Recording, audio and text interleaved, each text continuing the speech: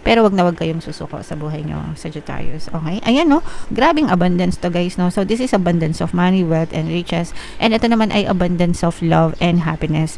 So, yan yung magiging resulta, guys, kapag naabot mo tong mga pangarap mo. Sabi ko nga sa inyo, guys, di ba kanina, parang hindi mo to ginagawa para sa sarili mo lang, kundi para sa mga mahal mo din sa buhay, para sa pamilya mo. So, kapag naabot mo talaga tong mga ambisyon mo, sama-sama kayo magiging masaya ng pamilya nyo, mga kapiksi. Sama-sama sa kasaganaan, sama-sama sa kasiyahan, Sagittarius. Okay?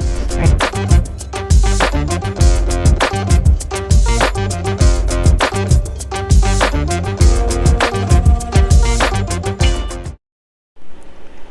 Hello guys, hello Sagittarius. Welcome back to Pinoy Pixie Tarot. Ang pamagat ng episode natin for tonight is story mo ba to? Ito ay isang timeless reading, mga kapiksi, para sa Sagittarius, Sun, Moon, Rising sign, and Venus. Sa reading na to, guys, titingnan natin where you are right now, mga potential and challenges nyo, what you need to focus on, your past, present, and future energy, guys, mga suggested approach, and yung potential future ng story nyo. So, unahin natin tong deck na to, guys. Ito yung angel message para sa inyo. Peace. Wow, kapayapaan, guys, no? I-mind nyo na to agad sa comment section, mga kapiksi. Peace comes from remembering that only love is real, no? So, yeah. Embrace natin ang kapayapaan, mga kapiksi. Palagi tayong mag-focus sa positive, guys, no? Try to eliminate yung negative, mga kapiksi. Kasi kapag nag-negative tayo, syempre ninanakaw natin, guys, yung kapayapaan ng isip natin, no? And wag mong nakaawin yun sa sarili mo, guys. So, iwasan yung mag-negative, mga kapiksi, no? Wag nyong ikatwiran na nasanay na kayo. Kung nasanay kayo mag-nega, guys, kayang-kaya nyo rin sanayin yung sarili nyo na mag-positive, mga kapiksi. So, dun natin sanayin yung sarili natin sa pagiging positive, guys. Okay? There's always positive side sa lahat ng nangyayari sa buhay natin. Kahit may mga problema pa tayo, guys, no?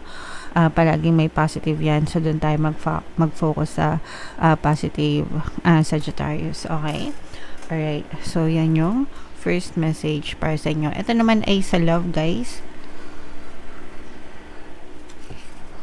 So, tingnan natin yung love message para sa inyo, mga kapiksi.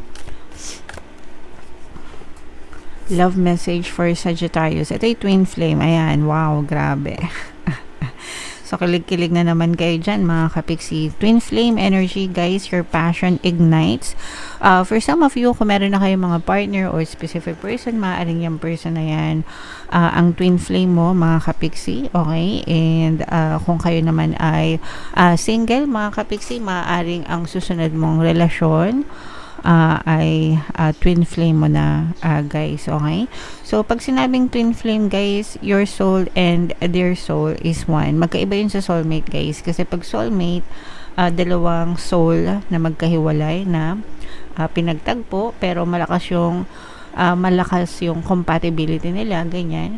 Pero kapag soulmate, kapag twin flame, kalahati yan ng soul mo. So, kumbaga siya talaga yung missing piece mo, mga kapiksi. Okay? So, yun yung twin flame energy, guys, no? So, yeah, for some of you, maaring dumating yung twin flame mo, kapiksi. So, pagdasal nyo na lang din, guys. Okay? Alright. So, comment down below if feeling nyo naka-resonate kayo dyan, Sagittarius. So, shuffle natin to, guys. Hanapin natin yung energy ng Sagittarius. Habang sinashuffle ko to, panoorin nyo muna yung video natin regarding sa ating paano mag-manifest ng abundance video course. Kapiksi, sawa ka na ba sa mga struggles at hirap sa buhay mo? Masipag ka ba at masikap sa buhay ngunit hindi ka pa rin umaasenso? Ilang beses ka na bang nag-attempt mag-negosyo at mag-invest pero palagi ka pa rin nalulugi? Sa pagkakataon na ito ay maaaring may subconscious beliefs ka na nagiging balakid sa iyong pag-unlad at pagyaman.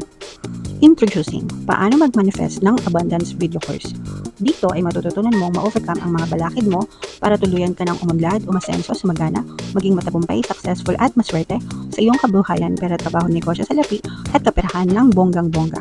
Dali, mag-send na ng email sa pinoypixie@gmail.com at simulan na ang iyong pagyaman ngayon. Alright, so sa lahat ng gusto mag-avail ng course guys, meron tayong paano mag-manifest ng abundance video course, paano mawala ang third party at magkaroon ng harmonious na relationship, paano pabalikin si ex or vice breakup. Sa mga interesado guys, mag-send lang kayo ng email sa pinoypixie@gmail.com.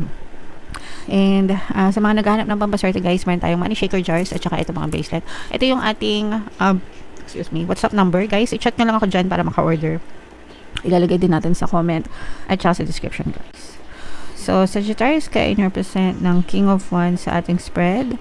So, yung first card natin, mga kapiksi. Ito guys, no, meron kayong vision sa buhay nyo, mga kapiksi.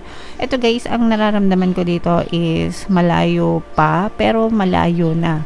Ibig sabihin, malayo pa yung pwede mong marating, pero malayo na rin yung nararating mo. Pwedeng you're halfway through your goal, you're halfway to your ambition, mga kapiksi, no? Or pwedeng kahit hindi pa halfway, but at least meron na kayong progreso, papalapit doon sa mga ambition nyo sa buhay nyo, mga kapiksi. Kumbaga, natatanaw nyo na, no?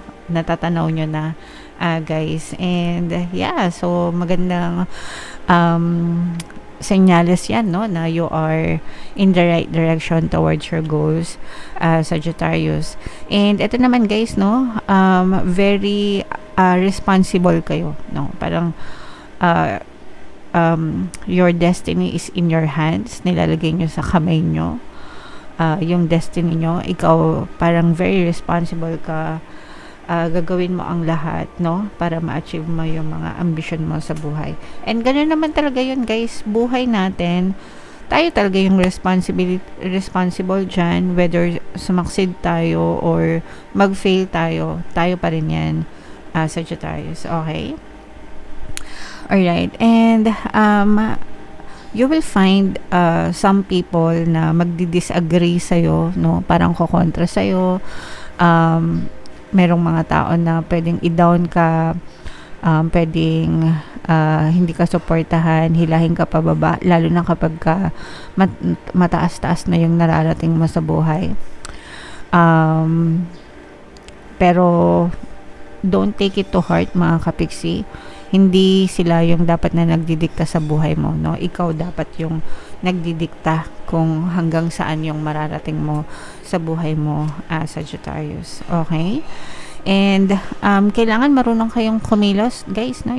Dapat you have to take action kasi kapag ka hindi, baka ma-miss mo yung mga opportunity papunta sa mga pangarap mo, mga kapiksi. Okay? So dapat meron kayong plano, malinaw na plano, alam niyo yung gagawin nyo, guys. Okay? Alright. And this is not gonna be an easy ride. Hindi siya madali. Marami kayong pagsubok na pagdadaanan. Mabigat yung mga responsibilities nyo. Pero kaya, no? Kaya. Guys, actually, ginagawa nyo itong mga ito, hindi lang para sa sarili nyo, kundi para din sa mga mahal nyo sa buhay, sa mga taong mahal nyo sa buhay, Sagittarius. Okay? Wow! So, this is abundance of money, wealth, riches, diba? Ito yung magiging ano nyo guys, no? Ito yung magiging kabayaran. Yeah! Ito yung magiging kabayaran kapag ka naabot mo na yung tuktok ng tagumpay, guys, no? Abundance of money, abundance of wealth, abundance of riches. Kasaganaan ito, guys, no? Kasaganaan sa kaperahan, mga kapiksi. So, yeah, kailangan lang talaga natin magsikap, guys, and be positive, no? Para talagang sumaksas tayo ng bonggang-bongga and maranasan nyo tong kasaganaan na to, Sagittarius. Okay? May mga times na magdududa ka sa sarili mo. May mga times na tatanungin mo, kaya mo pa ba? No? May mga times na mararamdaman mo parang gusto mo nang sumuko, no? Pero wag kayo susuko, guys. Isipin nyo na lang, sabi ko nga, 'di ba? Malayo pa pero malayo na, no? Every time na gugustuhin mong sumuko, sabihin mo sa sarili mo, nandito ka na, ngayon ka pa ba susuko, 'di ba? Naabot mo na 'to, ngayon ka pa ba magi-give up? Syempre hindi. So, tuloy ang laban, mga kapiksi. Kapag napapagod kayo, pwede kayong magpahinga, pero wag na wag kayong susuko sa buhay nyo, Sagittarius. Okay? Ayan, no? Grabing abundance to, guys, no? So, this is abundance of money, wealth, and riches. And ito naman ay abundance of love and happiness. So, yan yung magiging resulta, guys, kapag naabot mo tong mga pangarap mo. Sabi ko nga sa inyo, guys, di ba kanina, parang hindi mo to ginagawa para sa sarili mo lang, kundi para sa mga mahal mo din sa buhay, para sa pamilya mo. So, kapag naabot mo talaga tong mga ambisyon mo, sama-sama kayo magiging masaya ng pamilya nyo, mga kapiksi. Sama-sama sa kasaganaan, sama-sama sa kasiyahan, Sagittarius. Okay? Alright. And, yeah, so kumukuha kayo ng lakas sa kanila, guys, no? Parang sila yung gasolina mo, no? Sila yung nagbo-boost ng energy nyo, Sagittarius, na yung mga mahal nyo sa buhay. So, malaking tulong yan sa inyo kasi ibig sabihin, matibay, guys, yung inyong support system. At saka dadating din yung time, guys, na marami kayong matutulungan or mas marami pa kayong matutulungan, mga kapiksi. Okay? So, yeah, maganda yun.